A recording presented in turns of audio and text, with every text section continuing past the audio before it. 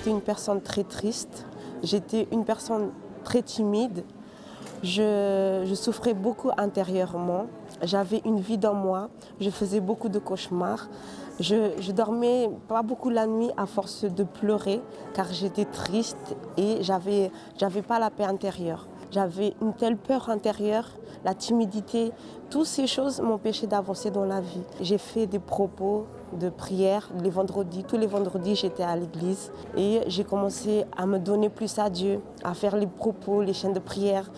Tous les campagnes d'Israël que j'ai fait, je les ai fait pour ma vie spirituelle parce que intérieurement j'étais vide et j'avais pas la paix. Je cherchais un moyen de m'en sortir. Aujourd'hui je suis une personne, j'ai la paix intérieure, j'ai l'amour de Dieu le plus important, j'ai son esprit, je le sers de tout mon cœur et je vous conseille de vous donner réellement à Dieu parce que c'est à partir du moment où que nous remettons notre vie entièrement entre les mains de Dieu que Dieu agit en nous. Suite à la mort de mon petit frère à l'âge de 10 ans, j'ai sombré dans une grande dépression, je voulais mourir, j'avais goût à rien et ce qui a fait que j'ai fréquenté des mauvaises personnes. J'étais devenue très rebelle, que ce soit avec mon père ou ma mère. Je n'acceptais pas qu'on me dise quelque chose ou qu'on me reproche quelque chose.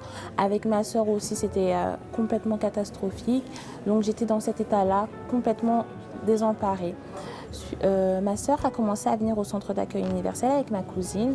Elles ont commencé à être régulières, elles ont commencé à pratiquer la parole de Dieu. Et un jour, elles m'ont invitée moi-même à pouvoir participer à cela. J'ai accepté.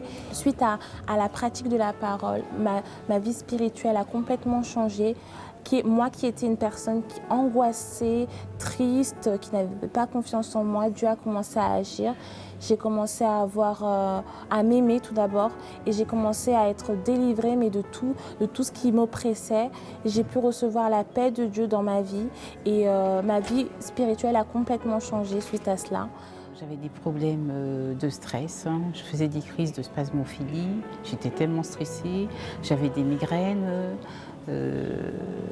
j'étais malade de la polyarthrite à cause de tous les problèmes qui étaient dans ma vie, dans tous les domaines, dans la vie financière, dans le travail, la vie sentimentale. À l'intérieur de moi, j'étais vraiment pas bien, j'avais pas confiance en moi. Les gens d'ailleurs me rejetaient partout parce qu'ils me disaient qu'on ne me supporte pas, on ne voulait pas de moi, j'étais marginalisée. Et donc à cause de cela, je me suis retrouvée toute seule à gérer tous les problèmes et à un moment, j'en ai eu assez que les problèmes me dépassaient complètement. Et donc c'est à partir de là, j'ai dit qu'est-ce que je pouvais faire. Je me suis posé la question et j'ai rencontré une copine qui m'a remis un semeur et à partir de là, elle m'a dit que va voir, va à l'adresse et va voir et tu verras, ta vie va changer. Mais à travers sa façon de me parler, je voyais déjà une transformation dans sa vie. Donc j'étais tout de suite convaincue que moi aussi j'aurais pu être changée, ma vie aurait pu avoir un autre tournant. Et donc je suis partie au centre d'accueil. Quand je suis arrivée, tout de suite j'ai cru à la parole et je me suis donnée à fond. Tout ce qu'on m'avait demandé de faire, j'ai fait. Donc spirituellement, vraiment, quand j'ai reçu l'Esprit de Dieu, j'ai été vraiment transformée. Là, j'avais vraiment l'assurance à l'intérieur de moi. Dieu avait vraiment tout changé dans ma vie. À l'intérieur, vraiment, j'avais retrouvé la paix, la joie, le sourire que j'avais perdu depuis quelques mois déjà. Et donc, Dieu vraiment, il nous transforme la vie.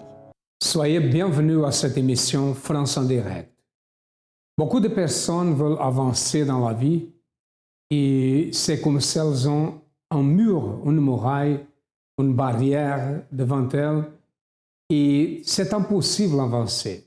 Il y a beaucoup de questions. Pourquoi ça se passe? Pourquoi ma vie n'avance pas? Pourquoi ma vie ne marche pas? Et beaucoup de personnes pensent qu'ils sont nés pour vivre dans la souffrance, que c'est le destin. Mais vraiment, il existe ces barrières, il existe ces murailles, mais qui sont d'origine spirituelle.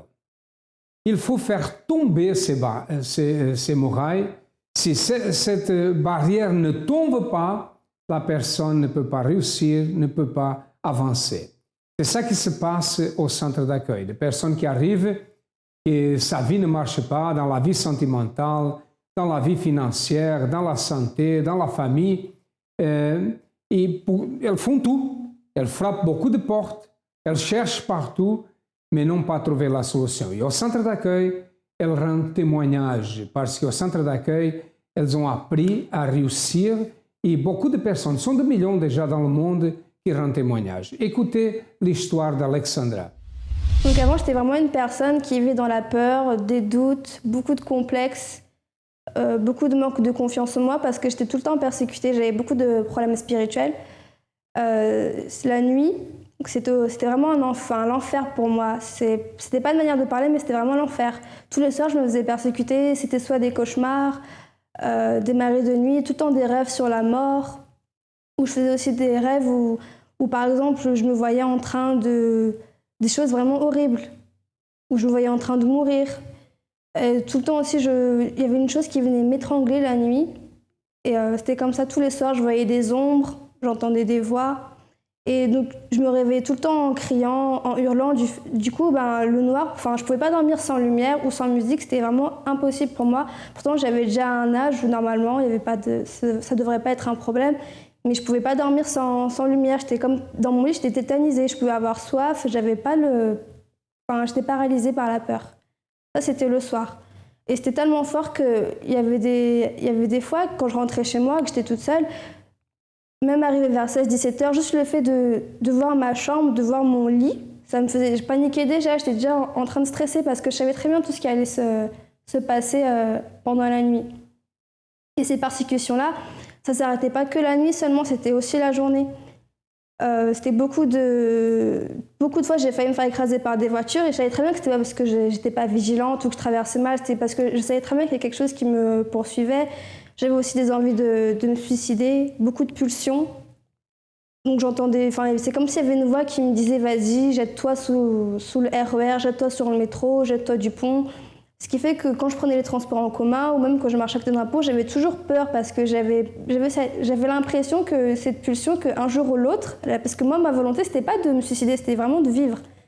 Mais je me disais qu'un jour, ça allait prendre le contrôle et que peut-être j'allais commettre l'irréparable. Donc j'avais vraiment peur quand je sortais de chez moi. Quand je voyais des couteaux, pareil, quand j'étais chez moi, j'étais pas tranquille la journée non plus. Dès que je voyais un couteau, les gros couteaux de cuisine, je sais pas pourquoi, mais j'avais une envie de me couper les veines, de me faire du mal avec. J'avais des envies, quand je voyais des comprimés, j'avais des envies de les avaler, mais c'était pas moi, c'était quelque chose qui me disait de le faire. Ou par exemple, si je marchais dans la rue, j'entendais des voix aussi qui me disaient que j'allais mourir, ou par exemple, je vais prendre un bus ou je vais être en voiture. Il y a une voix qui va me dire « Alexandra, ce soir tu vas mourir, tu vas faire un accident » ou « je vais passer à côté de quelqu'un ». Il y a une voix qui va me dire « Alexandra, l'homme qui va passer à côté de toi, il va te poignarder, il va te tuer ». C'était plein de choses comme ça. Donc du coup, j'étais tout le temps frustrée, tout le temps stressée, j'avais pas confiance en moi. Vraiment des complexes. Parce que ma vie, c'était vraiment invivable. Toutes ces persécutions, la journée, la nuit, même quand j'allais en cours, ça ne s'arrêtait pas. C'était vraiment non-stop, j'avais pas de répit. J'étais une personne qui buvait beaucoup, qui fumait beaucoup, qui aime bien faire la guerre et qui aime bien faire des histoires. Et que je ne peux pas me tenir en place, parmi mes parents, parmi mes frères et sœurs. J'ai ce problème vraiment spirituel. J'étais une personne qui toujours insultait les gens, qui dit des gros mots. Alors ma vie, elle était vraiment par terre. Même parmi mes enfants, et ça n'allait pas du tout. Je n'ai pas le droit de parler, ma parole n'a pas de sens. Parce que mes enfants me voient comme quelqu'un qui est vraiment déséquilibré. Alors, même parmi mes frères et sœurs, s'il y a une fête, je suis toujours là pour créer des histoires. Je buvais beaucoup, je fumais beaucoup, j'étais stressée, j'étais angoissée, j'étais vraiment triste, j'avais une tristesse en moi et ma vie n'allait pas de sens du tout. Voilà. J'ai arrivé à centre d'accueil par une invitation de ma tante, la sœur de ma mère, En arrivant à centre d'accueil, j'étais vraiment pas bien dans ma tête. Et spirituellement, j'étais pas bien, je buvais toujours. J'ai arrivé à l'église, j'ai écouté le pasteur parler la parole de Dieu et j'ai vu qu'il y a une solution pour moi. Alors j'ai décidé de faire toutes les chaînes de prière. Tous les dimanches, je venais à l'église toute la journée, j'ai lutté. Mais en rentrant chez moi, je suis toujours la même personne. Je criais avec mes enfants, je bois toujours, je fumais toujours et j'insultais les gens. Mais en continuant de venir à l'église. En arrivant à la campagne Israël, j'ai décidé de faire ma campagne. Pourquoi? Parce que c'est une seule solution que je puisse me délivrer. Alors je me suis lancée dans cette campagne, je me suis donné 100% à Dieu. Et en faisant cette campagne, je sais que Dieu va me répondre. J'ai écouté les témoignages des autres, je demandais à Dieu, comme tu as changé les autres, tu peux changer pour moi. Après avoir déposé mon sacrifice sur l'autel, ma lutte, elle a augmenté de plus. Je n'étais pas bien du tout, mais j'ai persévéré parce que Dieu a donné sa parole. J'ai persévéré parce que Dieu m'a dit, il est avec moi. J'ai persévéré, j'ai commencé à tuer moi-même, mon moi. J'ai mis mon ego sur la croix avec Dieu et Dieu m'a aidé. Petit à petit, jour après jour, Dieu m'a aidé à me débarrasser de tous les esprits négatifs, toutes mes envies de fumer. Petit à petit, jour après jour, Dieu m'a transformée. Aujourd'hui, je peux vous dire que Dieu m'a changé complètement. Je suis une nouvelle personne, je ne bois plus, je ne fume plus. Je suis douce dans la maison. Je me donne 100% à Dieu, même dans son œuvre, je donne 100%. J'étais aussi une personne égoïste, mais aujourd'hui, je suis plus égoïste. Je partage l'amour que Dieu m'a donné. Je suis en paix avec le Seigneur. Je partage cet amour que Dieu m'a donné avec les autres. Je suis prêt à transmettre cette vie, cette vérité que Dieu, il existe vraiment, que cet sacrifice, il marche vraiment. Mes amis, je vous conseille, vas-y, la campagne, ça paye et vous méritez la promesse de Dieu. Moi, je vous conseille, lancez-vous 100% à Dieu. Elle entendait de voix, elle voyait de ombre, elle sentait que quelqu'un le touchait pendant la nuit, elle se sentait poursuivie, elle avait l'envie de suicide, était complexée. Enfin, une personne perdue dans le monde, sans direction, sans avoir un espoir de vie, sans avoir un futur. Et quand c'est comme ça, personne ne peut aider quelqu'un comme ça. Peut-être votre vie ne marche pas, peut-être tout est bloqué, c'est comme si cette barrière est dans votre vie, vous dites pourquoi ça se passe. Bon, une chose nous vous invitons à faire. Si vous avez besoin de notre aide, vous devez chercher le centre d'accueil le plus proche de vous. Si vous avez besoin de notre aide, nous sommes là pour vous aider. Nous avons l'expérience, nous savons comment vous aider. C'est pour cela que beaucoup de personnes rendent témoignage. Alexandra est arrivée au centre d'accueil dans une situation comme ça, perdue, suicidaire, des pensées suicidaires. Certainement, elle allait mourir, elle allait se suicider ou elle allait devenir folle. Mais écoutez ce qui s'est passé. Donc le centre d'accueil, moi je le connais depuis que j'ai un jeune âge. Donc toutes les prédications sur la foi, le sacrifice, Abraham, Gédéon, je les connaissais vraiment par cœur. Mais ce qui manquait, c'était vraiment de pratiquer. Et c'est vraiment en parlant avec un pasteur, parce que ça durait pendant longtemps quand même, toutes ces persécutions, et je ne comprenais pas parce que je faisais plein de propos. J'avais pris des décisions de couper certaines choses qui je savais qui étaient désagréables à Dieu et que je faisais, mais malgré ça, la situation, elle ne bougeait pas. Et quand j'ai parlé justement à un pasteur, il m'a éclairé, il m'a montré que le problème, c'était parce que je n'utilisais pas ma foi. Je devais aller au-delà du problème, ne pas m'arrêter sur ce que je sentais, sur ce que je voyais, mais faire confiance à Dieu jusqu'au bout. Ma mère, elle venait de rentrer en France. Elle m'a eu, avant de partir des Antilles, elle m'a eu. Elle m'a laissé pour ma grand-mère à l'âge de 3 ans.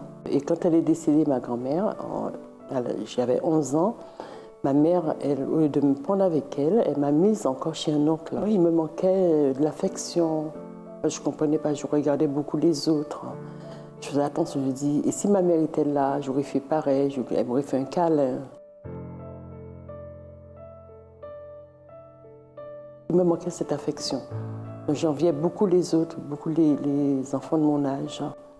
Et j'avais une grande souffrance en moi. Je pleurais la nuit, je parlais. Je me rappelle quand la famille dormait, je me réveillais pour pleurer. Je demandais, je veux ma mère, je veux ma mère. Mais eux, ils ne savaient pas que j'avais cette souffrance.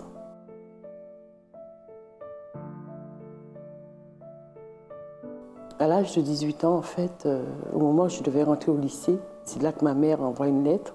Elle a refait sa vie avec un monsieur qui était togolais, de l'Afrique.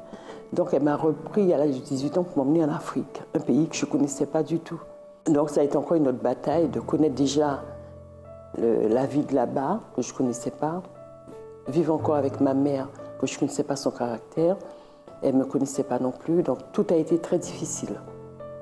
Mais donc il a fallu qu'on se connaisse et je faisais tout le contraire de ce qu'elle me disait, parce que j'avais une certaine révolte en moi, donc j'avais comme si une vengeance.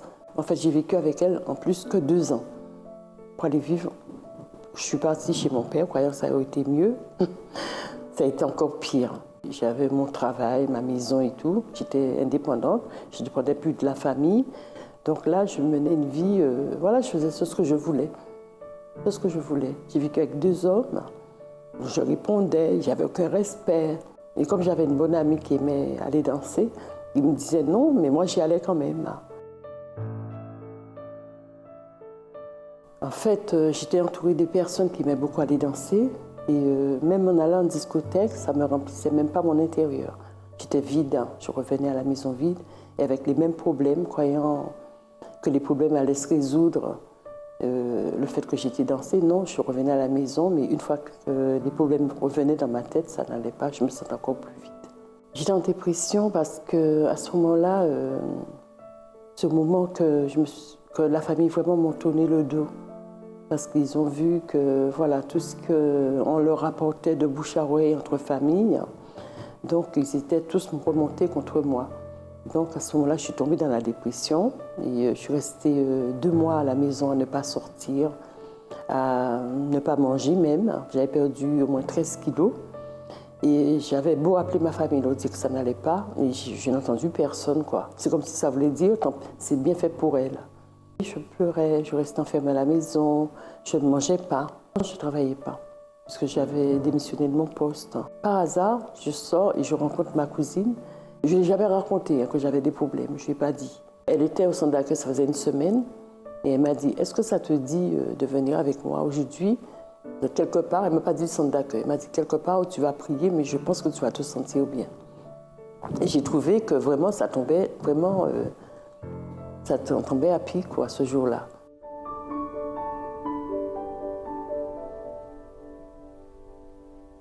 Je ne connaissais pas déjà l'église évangélique, je ne connaissais pas. Donc je me sentais, on va dire, j'étais perdue. Je me sentais perdue. Je me demandais en fait où est-ce qu'elle m'a emmenée. Et ce jour-là, quand je suis sortie, j'étais contente déjà, que je suis venue après tout le temps, tous les jours je suis venue. Tous les jours j'étais là. Et je suis arrivée au moment de la campagne d'Israël, c'était la campagne de Gédéon. Et donc je ne savais pas du tout. Donc j'ai écouté des pasteurs, comment ils disaient. J'ai mis en pratique ce qu'ils disaient.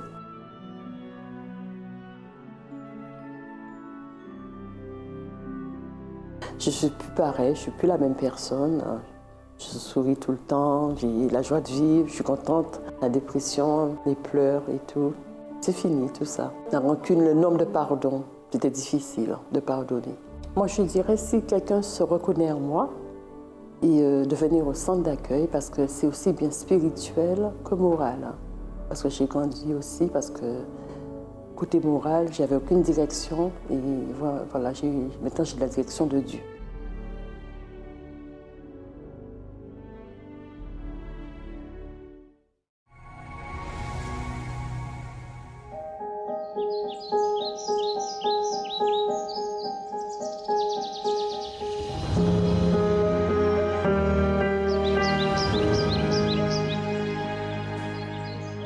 Ce qui m'a plus attiré l'attention au centre d'accueil, C'est les personnes qui étaient là en fait pour m'aider. Ça m'a beaucoup touché. C'était juste ce que j'avais vraiment besoin à cet instant précis.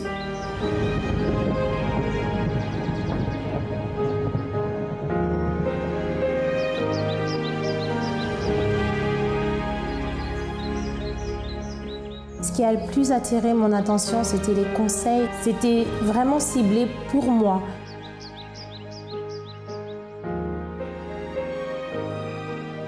Ce jour-là, en fait, a transformé ma vie parce que je suis sorti de la Réunion totalement différent. Les gens devraient venir au centre d'accueil car on y apprend à atteindre nos objectifs.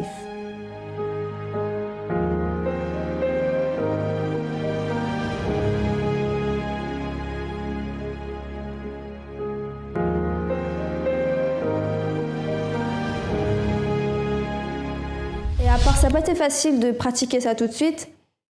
Mais à partir du moment où j'ai vraiment mis en pratique ce conseil, les choses ont vraiment commencé à évoluer, à changer. Aujourd'hui, je suis une personne complètement délivrée. Je ne suis plus oppressée. La nuit, il n'y a plus des rêves, des marques sur mon corps, des sensations étranges. J'ai plus l'impression que je vais mourir le soir parce que quelque chose est venu m'étouffer. Je n'ai plus peur du noir, ni du silence. La journée, c'est pareil, j'ai plus des pulsions étranges. Vraiment, je peux dire que je profite de la vie que Dieu m'a donnée parce qu'avant, c'était pas du tout comme ça. J'étais tout le temps frustrée, tout le temps oppressée. Et même au niveau de ma scolarité, parce que ça a perturbé mes études, ce passage de ma vie. Donc aujourd'hui, ça n'atteint plus ma scolarité. J'ai été diplômée il n'y a pas très longtemps et j'ai plein de projets parce que j'avais aussi pas confiance en moi du tout.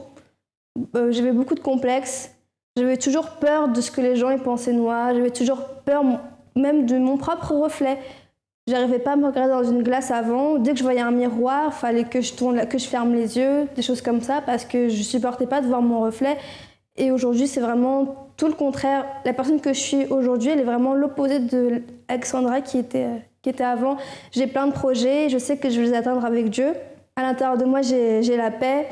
J'ai la joie, je suis vraiment une jeune épanouie, parce qu'avant je l'étais pas du tout. Le centre d'accueil, c'est vraiment tout pour moi, c'est grâce aux enseignements que j'y ai reçus que vraiment je suis la personne que je suis devenue maintenant. On m'a vraiment beaucoup aidée sans me poser de questions et c'est ça que j'apprécie vraiment dans le centre d'accueil. Et je pense que si j'avais pas trouvé justement cette église, ça fait longtemps que j'aurais déjà fini dans un asile psychiatrique ou peut-être que j'aurais été déjà morte et enterrée parce que je me serais suicidée. Ça, c'est sûr et certain.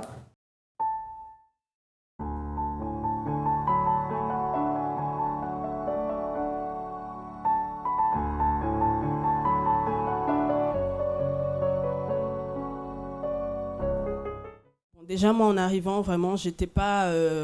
en 99, j'étais plutôt une touriste, on va dire, parce que je venais pour faire plaisir à ma mère. Et donc ensuite, on s'est mariés. J'ai quitté la maison de ma mère, donc on est allé vivre dans le 91, un peu plus éloigné de ma mère. Et bon, là, ma mère n'était plus derrière moi pour me dire, bon, va à l'église, il faut que tu confies en Dieu. Et donc, du coup, j'ai décidé tout simplement de mener ma vie comme bon me semblait.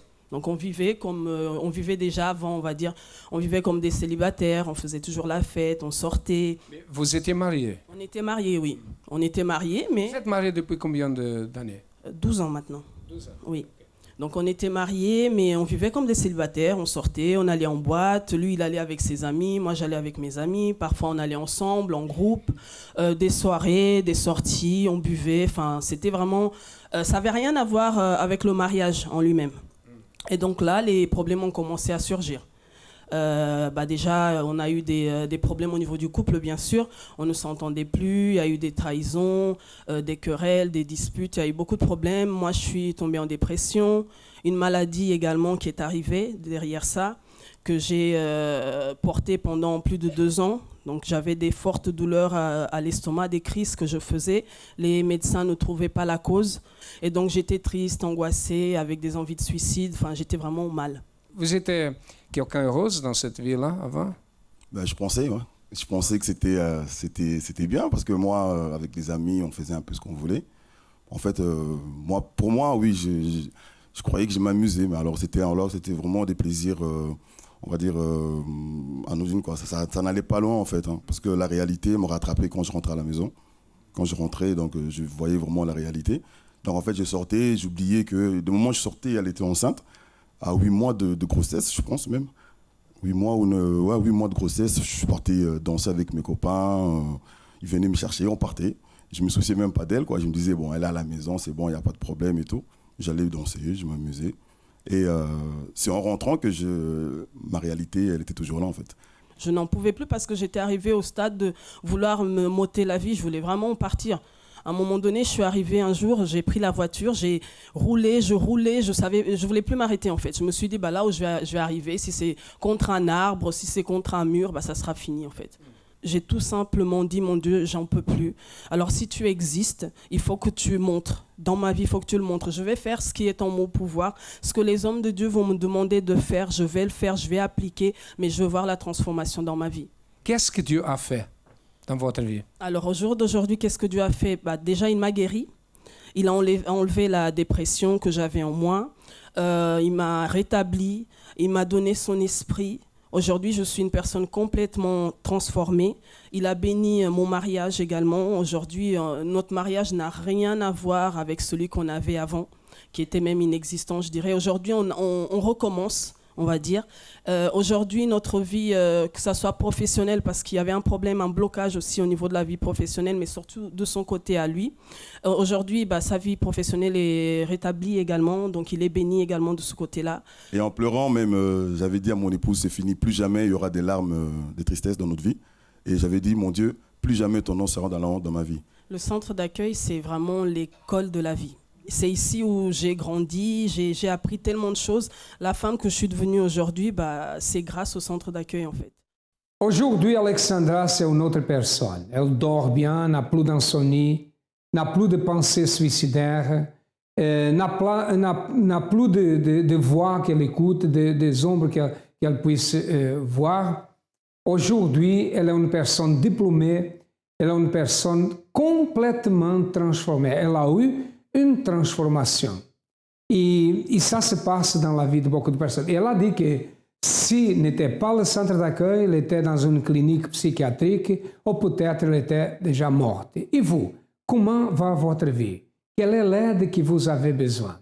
Nous sommes situés au 254 de rue de Faubourg Saint-Martin, ici à Paris, au 10e arrondissement. Nous avons d'autres centres d'accueil, comme vous pouvez constater, dans les adresses qui passent et ont passé dans votre ordinateur, dans votre téléviseur. Donnez un pas en avant, cherchez le plus proche de vous, le centre d'accueil le plus proche, et votre vie changera. À demain et que Dieu vous bénisse à tous abondamment.